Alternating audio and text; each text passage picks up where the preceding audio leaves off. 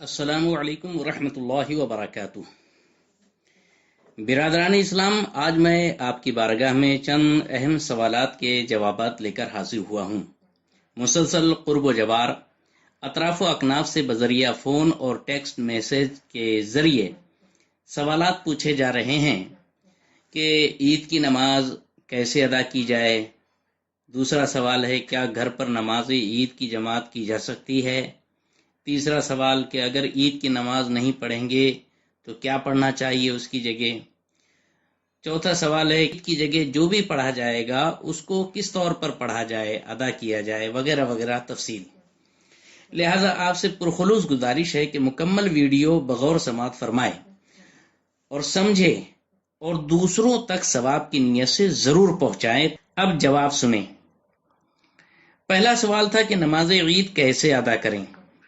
اس کا جواب یہ ہے کہ عالمی وبا کورونا مہاماری کی وجہ سے ابھی لاک ڈاؤن 31 مئی تک بڑھا دیا گیا ہے۔ دفعہ 144 نافذ ہے۔ 5 سے زیادہ لوگوں کو ایک جگہ جمع ہونے پر حکومت کی جانب سے پابندی عائد ہے۔ اگرچہ بازار کھول دیے گئے ہیں مگر مساجد اور عیدگاہ کے لیے پابندی برقرار ہے۔ مرکز اہل سنت بریلی شریف میں جانشین حضور تاج الشریعہ شیر اسلام علامہ اسجد رضا خان صاحب قبلہ مد ظلہ العالی کی طرف سے جمعۃ الوداع اور عید کے لیے نماز کی حد تک چھوٹ حاصل کرنے کی کوشش جاری ہے۔ اللہ کرے یہ کوشش کامیاب ہو اور اجازت مل جائے، لیکن اگر بالفرض اجازت نہیں ملتی تو بے چین ہونے کی ضرورت نہیں، اور جس طرح ابھی جمعہ ادا ہو رہا ہے اسی طرح کم از کم 5 افراد مل کر جمعۃ الوداع اور نماز عید مسجدوں میں ادا کریں۔ بقیہ لوگوں پر ان حالات میں عید کی نماز واجب ہی نہیں ہے، لہٰذا وہ عید پڑھنے کی کوشش بھی نہ کریں۔ جیسا کہ فتاوی رضویہ جلد نمبر 8 کتاب الصلاۃ میں ہے کہ نماز عید شہروں میں ہر مرد آزاد، تندرست، عاقل، بالغ اور قادر پر واجب ہے۔ قادر کے یہ معنی ہے کہ نہ اندھا ہو، نہ لولا ہو، نہ لنجا ہو، نہ قیدی، نہ اسے نماز کو جانے میں حاکم یا چور یا دشمن کی طرف سے جان مال یا عزت کا سچا خوف ہو۔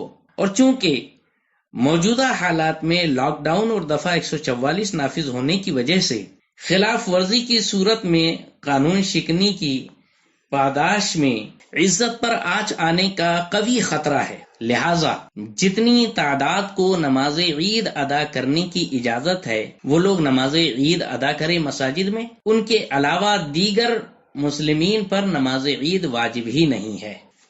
دوسرا سوال تھا کہ گھروں پر نماز عید کی جماعت کی جا سکتی ہے، تو اس کا جواب یہ ہے کہ نماز عید مثل نماز جمعہ ہے، جس میں اذن عام ہونا عید و جمعہ دونوں کے لیے شرط اہم ہے۔ مسجدوں میں تو کسی طرح بطور حیلہ شرعی شعار اسلام یعنی اسلامی نشان قائم رکھنے کے لیے جمعہ ادا کیا جا رہا ہے، اسی طرح عید کی نماز بھی ادا کی جائے گی، مگر مکانات میں اذن عام پوری طور پر مفقود ہے۔ دوسری وجہ یہ ہے کہ جمعہ کی طرح عید کے لیے بھی 2-4 لوگوں کا چنا ہوا شخص امام نہیں بن سکتا، بلکہ عید و جمعہ کی نماز کی امامت کے لیے خود بادشاہ اسلام امام ہوگا، یا اس کا نائب، یا اس کا اجازت یافتہ امام بن سکتا ہے، یا پھر جسے عوام نے چنا ہو، جیسا کہ فتاوی رضویہ جلد نمبر 3 صفحہ نمبر 806 میں ہے کہ نماز عید مثل نماز جمعہ ہے، نماز پنجگانہ کی طرح نہیں، جن میں ہر شخص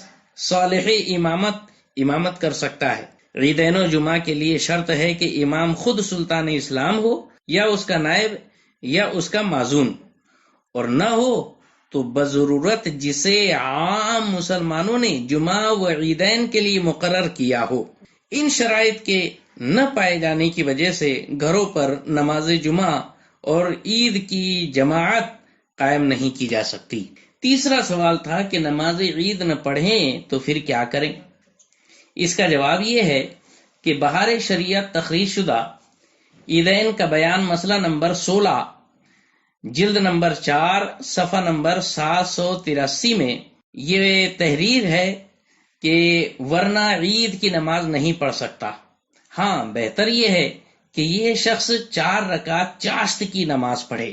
اس عبارت سے پتہ چلا کہ 4 رکعت نماز چاشت ادا کرے جو عید کی نماز نہیں پڑھ سکتا یا جو عید کی نماز نہیں پڑھ سکا۔